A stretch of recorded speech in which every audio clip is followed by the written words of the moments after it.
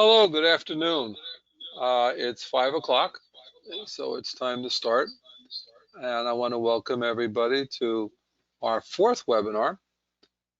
This webinar is going to cover some topics that I think are extremely important as you go forward in your business development or whatever you want to try and achieve as you go forward, either in your personal business or in your regular business. Even if you're selling, for example, if you're trying to sell books on eBay or on Amazon, whatever the case may be. Okay, so let me start up. Let me see if we can get this going right now. Just one little second. And I want to welcome everybody. And let me see. Whoops. We're going to begin. These are the topics we've covered. Here we are. Okay. So now we're ready to get going on this thing. And let me first greet everybody. There we are. Hello, hello, hello. There's my Venezuelan flag back here, my Venezuelan hat. We're ready to go. Today is going to be a fun day. Hey, you see, got my Thailand shirt. I was speaking with my son earlier today, and we're going to have fun in this webinar. So let's get going on it right now, okay? Let me get this out of here. There we are. Fine, great. So the whole objective of our webinars are, as I said here, to jumpstart your business after this COVID-19 crisis. It's a major issue for all of us as we're going forward. And let's see. So I'm first going to give you guys a little background about myself. Many of you are new to the webinar today. So I haven't, you may not know me, but anyway, there I am, Robert Bull. There's the little bit from my home country, our flag, our liberator, Simon Bolivar, and our things. And then here we are. I consider myself an international executive. And you see, I gave seminars in Guatemala, and I gave them in Mexico as well. Did I pull up the wrong one? I think I did. Give me 1 second. That's not where I wanted to be. Whoops. Sorry, guys. I thought something was a little bit strange there because we want to get into this one over here. This is a slightly different introduction. There we are. Let's get going. Come on. Whoops. There we go. Okay. So there I am. Here I'm signing an agreement in Argentina. When I came to the United States about 20 years ago, I started an entity called FESPA, Foundation for Entrepreneurship and Strategic Planning in the Americas. And I'm signing an agreement there in Argentina with the University of Miami and an entity in Argentina called ADIBA. ADIBA is the Asociación de Industriales de la Provincia de Buenos Aires, which would mean the Association of Industrialists in Buenos Aires. It's like a chamber. And here I am doing something very unusual. I got a very good missing a bit of meat.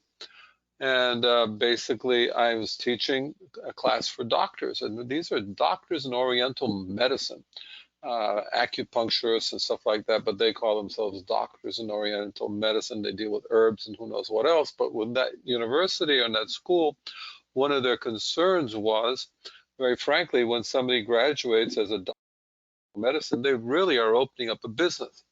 So if you're opening up a business, what does that mean to run a business? So that's what we're dealing about here. And then here's something I did with the Rotary Club. In Thanksgiving, we served Thanksgiving lunch to senior citizens in Miami Beach on Thanksgiving Day. As a group of us, we had a lot of fun. So let's going on what we're talking. And first, a little overview of the last couple webinars. And I really think the important thing, this is going to set us up for today's topic, okay? The objective of marketing and sales is to influence the consumer, whatever that consumer may be. It could be B2B, meaning business to business, business to consumer, however the case may be. When we talk about marketing, we have different tactics. Don't want to get into strategies of the problem, but basically the tactics. We're either going to have a superior product, and if we're not going to have a superior product, we better have a lower price, which would be, to a degree, could be our point of difference in a way. We need to generate awareness to get what? We want to get trial. We want people to try our product, and ultimately we want people to purchase our product. So we want our consumer to go through a process of becoming aware, attention awareness. We talked about AIDA, my good old Brazilian girlfriend, AIDA. In the I, interest, D, desire, action. So we want to get the person's awareness, let them be aware of what we have, how we're going to get their attention, give them some information if they're interested. They'll develop some perceptions, they'll have a desire for our product, and ultimately action. They'll buy our product. What can sales do? Well, sales' key tactics are, I used to call it AVA, availability. Is the product or service readily available? Now, today with the internet, with the e-purchase, etc., I mean, how many people are buying there's food from Publix or who knows where with Instacart? Is the product really available? Can I get that product easily? A lot of that's a huge challenge today because we just don't know what's there, and you really can't go around and walking around a supermarket and find something, or go into a drugstore, especially if you're really confined to your house because of the issue going on. And even if you're not confined, you go there, is the product available? And so today, physical distribution in this crisis is a problem, but clearly this will end before we know it. And I hope it's sooner rather than later. The other question is the product or service visible, which is part of the whole issue of awareness and attention. Can people readily see our product and they readily find our product? If we're going to be promoting on Facebook, is it stand out? Does our ad stand out? Will it motivate people to go through the awareness, the attention, the interest, the desire, and ultimately the action to click and go ahead and buy whatever the product may be? Is it accessible? Well, today with Amazon, everything's accessible on Amazon, but you really have to know what you're looking for because you just can't walk down the aisle in Amazon. You have to specifically ask for something. And how do we manage the quality of our products? So these are the two areas that basically we're going to say marketing and sales ultimately have the same goal, which is to influence the consumer. And there's a tremendous amount of overlap between both. So the question is, what is the difference between a client and a prospect? And which customers are worth more and why? Why are they worth more? Are they worth more because of the potential? Are they worth more because of whatever the case be? If it's not the potential, is the volume that they buy from us? Are they buying enough? What is it? Which customers generate new customers through referrals? That's so key. Referral business. Why referral? Referrals are basically the very best advertising. It's word of mouth. Somebody tells you, oh, I think that person gave me a good service. That could be as simple as a barber shop. Oh, go to that barber, or go to that gym, or go to, in my case, I just bought a couple, almost 6 months ago, a little bit more. I bought a Lexus. Never had a Lexus before. Absolutely fantastic. I adore the product. Which customers are not profitable? And the reason I say that, because sometimes the smaller customers that don't generate a lot of volume end up taking a lot of time. You know, the old story, the squeaky wheel gets the grease or the oil. Well, that's an issue we have, okay? And then we talk about prospects. Prospects are not our customers yet. These are people we want to have as customers. Do we want to convert them into customers? Which prospects are more valuable? Which prospects meet the target of what we want to achieve? And ultimately, which customers are prospects, or are they? What are we going to do with these people? How do we manage with that whole issue? Okay, so let's move along. Whoops, sorry about that. Previous. So when we talk about customer relationship management, known as CRM, it's a software, but you can also do it mechanically, and I'll get into it. Personally, you can go over it. Okay, and what it tries to do, we want to consolidate all of our data. We want to be able to be sure that we have our data going on and that we know the information about our customer, their name, their address, their email, their phone number, their age, their sex, their religion if we want, their nationality. There's all these different things we are going to work on. We want to consolidate their data. When's the last time they bought? How frequently do they buy? How much do they buy? Okay. And then we also want to identify which are the highest value customers. It may not necessarily be the customer who's buying a lot from you right now. It could also be the customer who has the greatest potential in the future. So we cannot say, oh, this customer buys a little. We really need to understand what's underlying in that customer. Is there potential in that customer to really get the volume going. And the ultimate goal of CRM, customer relationship management, is to promote loyalty and fidelity by somehow offering, and I have in quotes, tailor-made products and services.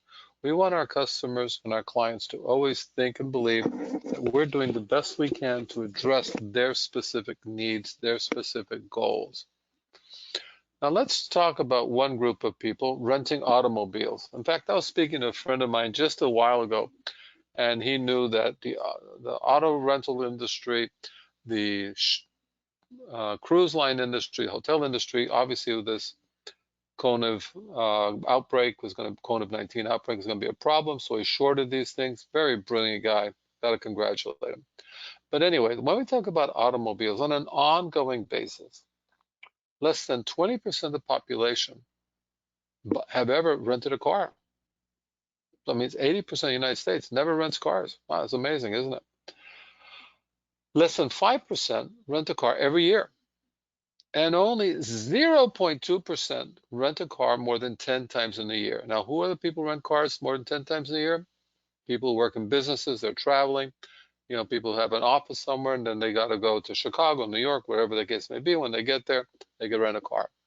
The amazing thing that this 0.2% of the total population, this group represents more than 25% of the net sales of these two customers. Do you think you want to know who these people are? Of course you do. And as you know, there are these mileage programs that they have for Hertz, for airlines, whatever the case may be. Why? Because they want to track who are the heavy users, because these are the people that I can help later on. Now, there's another company in the auto rental thing called Enterprise. You may have seen them. They're all over the place, small little rental offices. But guess what? They're the world's largest car rental company. And as you know, if you call them up, they'll say, we'll pick you up. That little concept of saying, hey, I'll give you a ride to get your rental really boosted them forward. Why? Because if you live wherever you may live, you need to get your car fixed. There's an Enterprise place right there. You live at home. Somebody comes visits you. You just call them up. They pick you up. They go take you out. Well, guess what? These people, they generate more than $7 billion. So they're the largest car rental place in the world. And it's just absolutely amazing what this company's been able to do. Now, when we look at our clients, what generally will happen is some customers, they're never going to become profitable.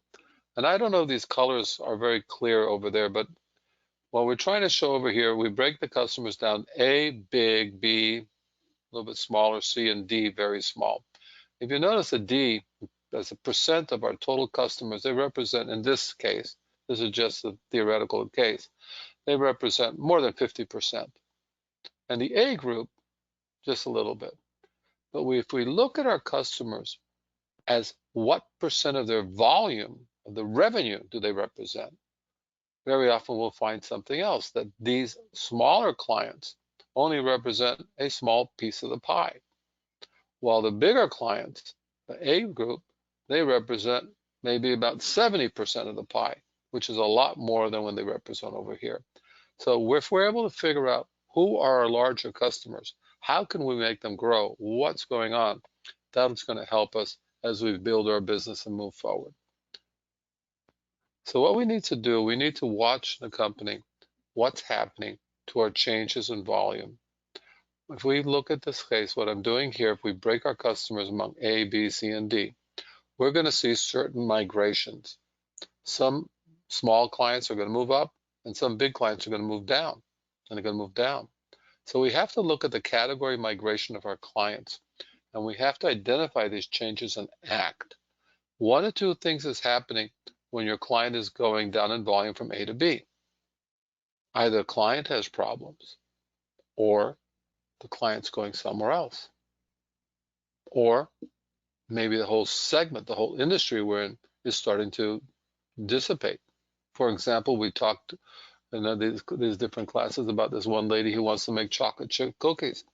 Well, that's great, but all of a sudden, if people are worried about gluten products, and there you got chocolate chip cookies, then she's going to have to figure out, well, how am I going to make a gluten-free chocolate chip cookie? Which, I don't know if that tastes good or not. That doesn't matter. The fact is, when we're looking at these migrations from A to B, B to C, C to D on the way down, they can predict the future. Just like if we see clients on the way migrating up, that can also predict the future. So what are we going to do? The only way we can really track this is if we track the volume by our clients, and we're able to segment our clients not only on the volume that they represent for us, but also in their potential volume. So what can CRM do? CRM, Customer Relationship Management. Basically, it will help us align and integrate all of the processes within our company behind client-driven strategies.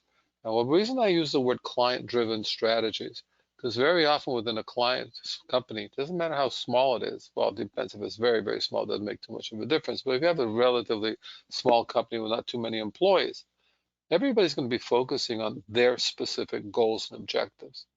But if we're able to align everybody on a client-driven strategy, it doesn't matter if it's accounts receivables, it doesn't matter if it's processing, customer service, how do we ensure that we're all focusing on ensuring that the client has had a good experience? If we call that word before, we talked about the experience that's going on. So our CRM can help us also promote customer loyalty.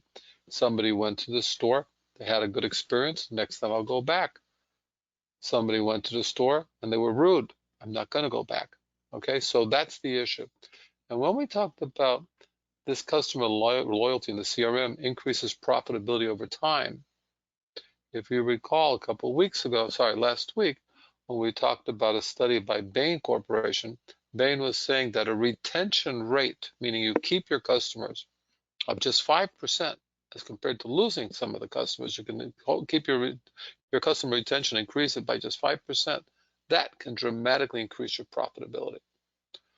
So CRM, Customer Relationship Management, is a tool. It can be a specific software that you can go out and buy, and I'll get into that in a while, or you can even do it a little bit simpler depending on the size and the depth of your company. There's one CRM company, and I don't want to spend a lot of time on the CRM companies. It's called Zoho CRM. What does it do? In this case, you can see you input into the system, picture of the person, their name, whatever they do, their phone number, et cetera, and what you try and do is help you create leads. It can also be your prospects, okay? It helps you integrate your account and your contact management. How frequently do I speak to that person? When do I schedule the meeting? How does a workflow go? And the important thing, it lets us create, execute, and manage marketing campaigns.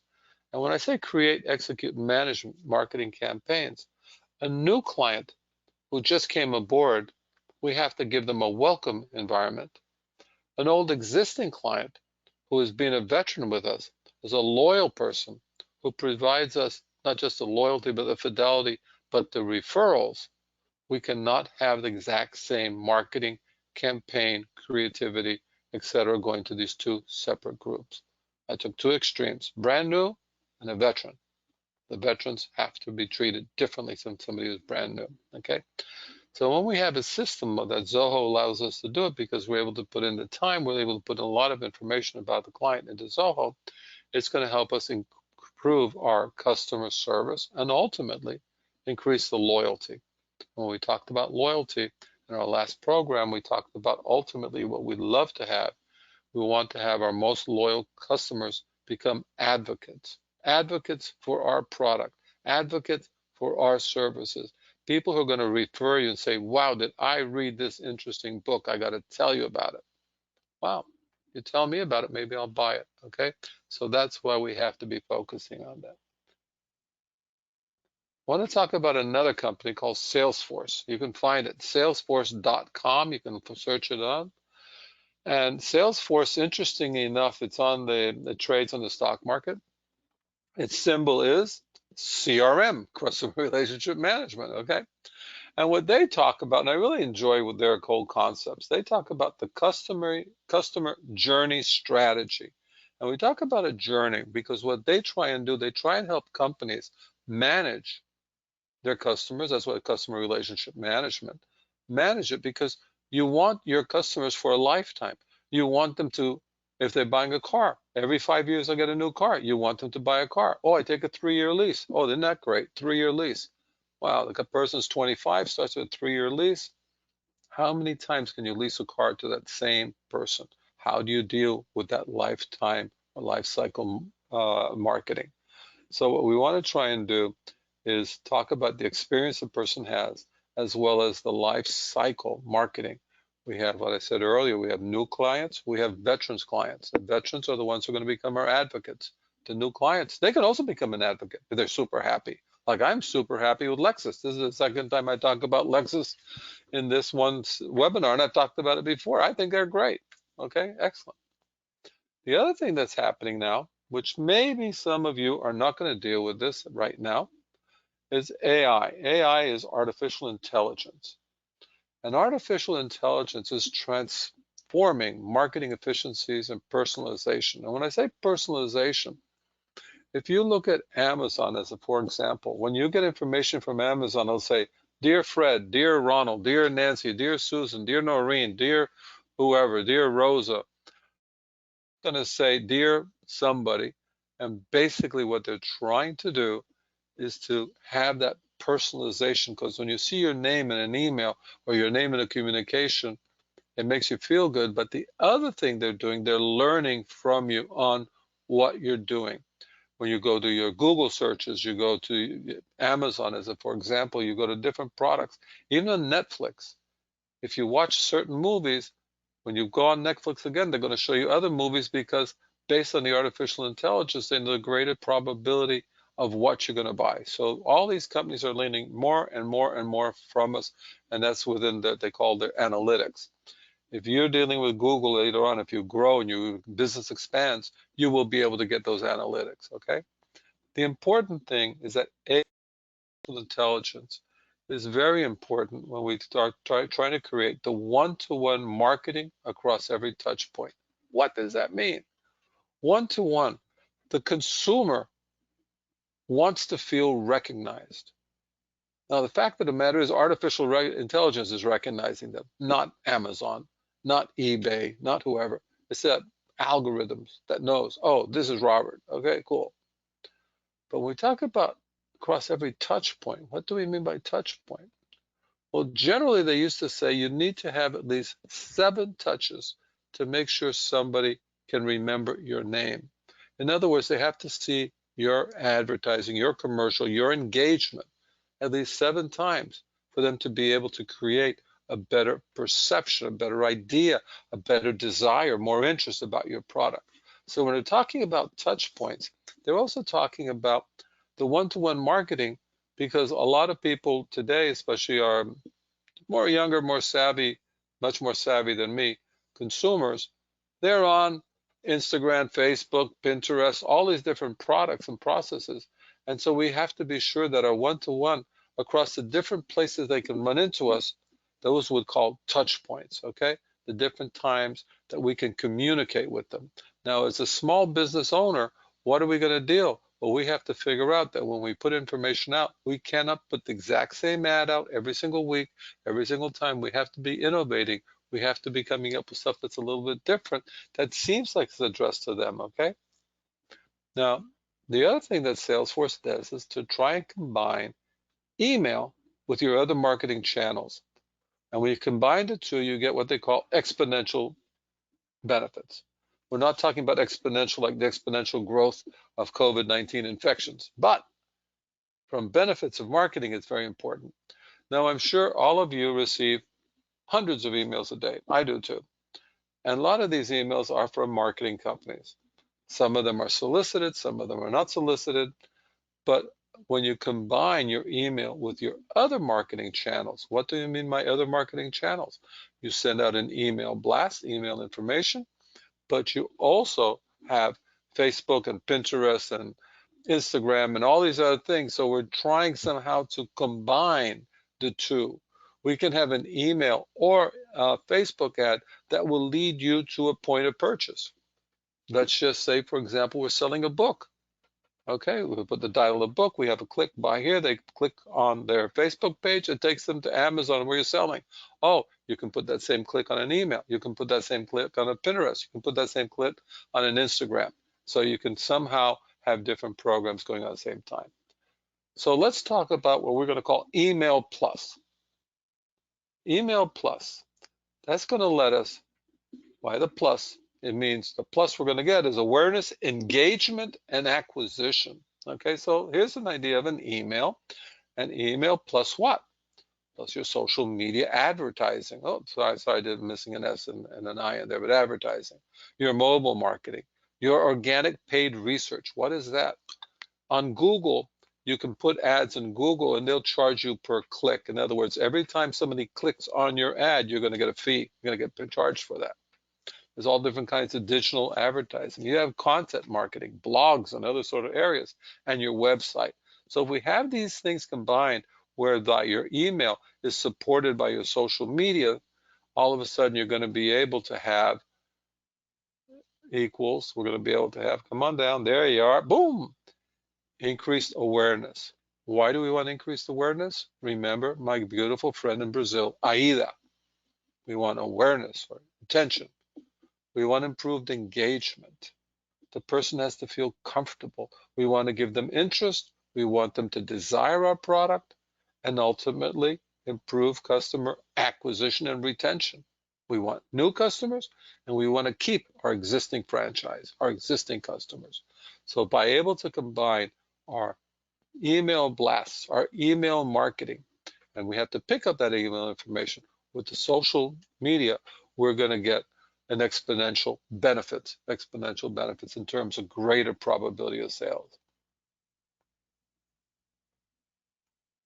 Oops, almost went too far, and I did go too far. Sorry about that. Okay, so when we talk about social media, here's a whole bunch of different social media things that are out there. Google Plus, WordPress, YouTube. I have my own YouTube channel. There's Blogger, Pinterest, Vimeo, Facebook, LinkedIn, Tumblr, Twitter, Flickr, Instagram. These are basically the key social media brands that are out there. There are other delivery platforms beyond them. And on the right are the two major email organizations, Constant Contact and MailChimp. What does Constant Contact do? It lets you email your target group, your clients, whatever the case may be, as well as MailChimp lets you do that. So we want to try and combine these two areas, our Constant Contact, in other words, our email or MailChimp, as we're sending that information out. We want that to have the advantage and the synergy of a social media connection. You can put your Constant Contact info in your Facebook posting, whatever the case may be. You can go back and forth, okay? And that's the important thing because you want to somehow have a system where you're communicating out, okay? So let me talk about simply just Constant Contact. What do you need to do to a degree? I work on a simple basis. I do not have the platforms of Zoho or Salesforce.com. Here you see a spreadsheet, and this is spreadsheets of people. I don't remember what country they're in. Guatemala. There they are. Okay. I have spreadsheets. I have their name, their first name, last name, email, and their telephone number and other information as well, depending on where I have it. And I have my spreadsheets broken down by nationality, by country, because I've been in these countries. I've worked in different products. In the United States, I have them broken down among just total group. I have them broken down by geography. I have them broken down by religion. I have Jewish people, Christian people, even some Hindus. Why? Well, we have Passovers coming up. I'm not going to send a Passover card to Christians, but I will send an Easter card to Christians. So I don't want to send an Easter card and vice versa to the wrong religion. And then my Hindu friends, I send them their stuff, or my Hindu prospects, if you wish. And I have male, female. I also have birthdays, anniversary days. Why? Because with Constant Contact, I can send out a birthday wish, an anniversary wish. I can pre-program them out. So there's all these issues you can do, and all you just need to do is just pick up the information. Does it take time to build it? Of course it does. Of course it does. But every time I meet anybody, I always try my best to get their name, their email, their phone number, and then in my spreadsheet, I'll put some reminder, which will help me know what to do.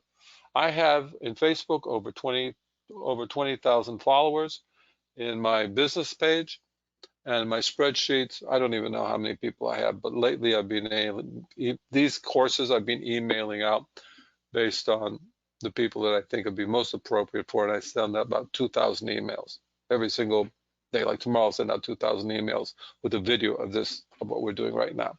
Okay, now I say try it, you like it. What am I talking about that? Well, targeting and mail and trial. Now, this is a case of regular mail, just sending a mail. And I got 2 letters from 2 separate companies, and they offered me, both of them offered me $100 right here. Okay, you see it there? 100 bucks, prepaid card, American Express.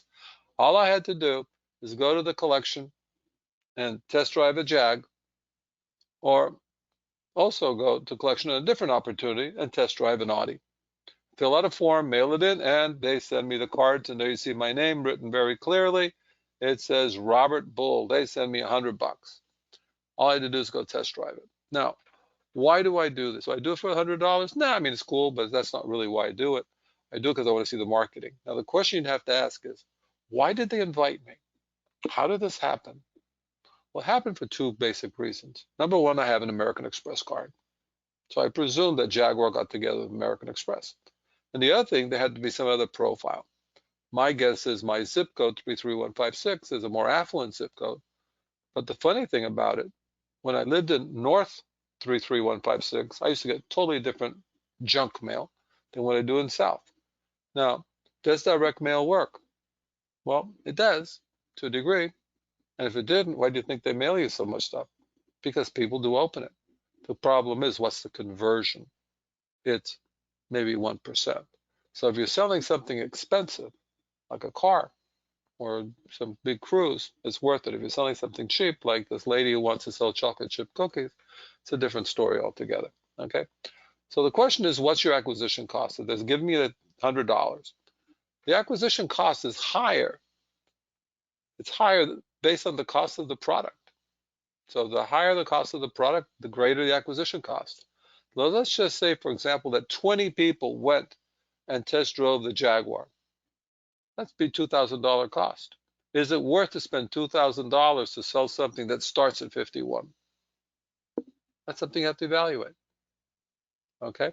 And I presume it was because it worked for them. Now, in my case, it really didn't make much difference. So why did I go try it? Because I'm a marketer. I want to find out. Let's talk a little bit about Facebook advertising. This I just took from my page. It came in. Kellogg Executive Education. They're saying, oh, this digital marketing. I thought it was really cool because here we're talking to about it. They have this course. You can sign up for it. Okay.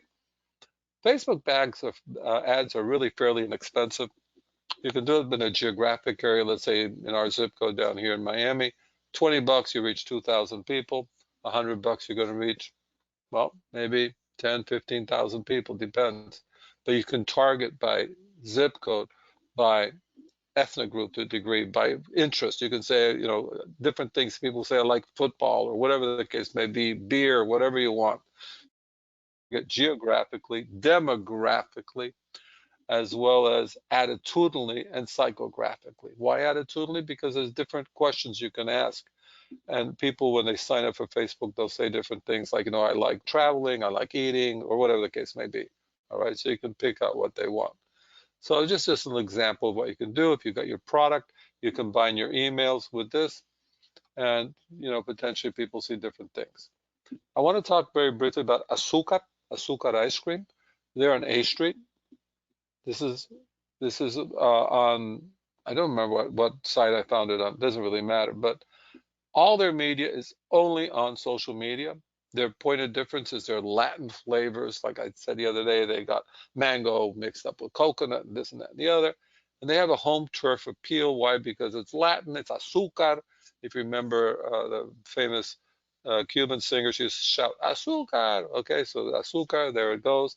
This is their current ads on Facebook. Easiest curbside, call them, whatever it may be. This is the owner of the store, okay? And only social media. What happens? People walk in, they click, I'm here, and all their friends know that they're there. And this lady's doing very well, and now she's even got other stores elsewhere. When we talked about the cookies, that lady who want to have cookies, there's a thing called Groupon. In this case, if you notice the value, They tell you what the regular price is and what the price. It says, it's normally $30. Get it for 15, half price. Yeah, Groupon's great to generate trial, but the consumer experience must be excellent to generate adoption, okay? And it also helps you generate future prospect lists because when people buy, you know their address, their phone number, etc. So CRM from a consumer's point of view, customer's point of view, you'll find that customers are always being faced with a flood of requests for information. Give me your name, your address, your age, your birthday, blah, blah, blah, okay? And how many companies can you have a relationship with? I mean, I'm always unsubscribing to stuff because I'm not interested anymore, which kind of tells you got to be careful on how many emails you send to people. How do you deal with it, okay? Remember, companies want loyalty, they want information and respect, but they don't always do the same back to you, so be very careful. Don't go overboard continuously sending people emails and stuff. Now, some customers show favoritism towards their best customers. Well, I'm not a gold, well, actually, I am a gold American Airlines. I have over 1,000,000 miles, but there's a platinum. Well, what? My money isn't good enough? So you got to be careful in how you differentiate your customers. And then there's also, sometimes there's just simply, I'm missing there, sorry, too many choices and styles. And there's so much confusion because today the offerings are so great. So we need to avoid excesses in advertising, direct mail, email offerings with our prospects and customers because it's so easy for them to block us, to report us a scam, just to get rid of us. So we want to be able to rationalize that out. So the whole issue right now is the sales part. And we've only talked right now about indirect sales, meaning using social media to social media platforms, customer relationship platforms to get your sales. But when you look at sales, going out and selling, and I'm sure if I was to ask any of you who likes to go out and sell, I'm sure the majority will say, I don't. Well, if you don't want to sell, who's going to do the selling? Somebody's got to go out there and sell, okay? And if you own the company, you better make sure you get it done. So people, when you're out there selling, people only see the tip of the outside of the iceberg. They don't see the bottom. They don't see what's underneath the water. The vision, persistence, sacrifice, good habits, discipline, dedication, integrity, courage, knowledge, continuous training, failures. Not every time will you be successful. You got to try different areas. Your attitude, late nights, hard work, planning, professionalism.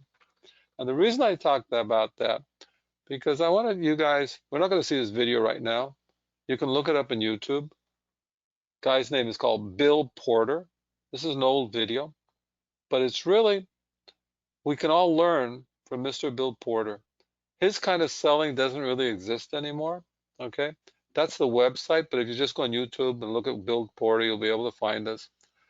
And the amazing thing about this fellow is despite every single obstacle that was put in his life, and there were a lot, he went out and succeeded.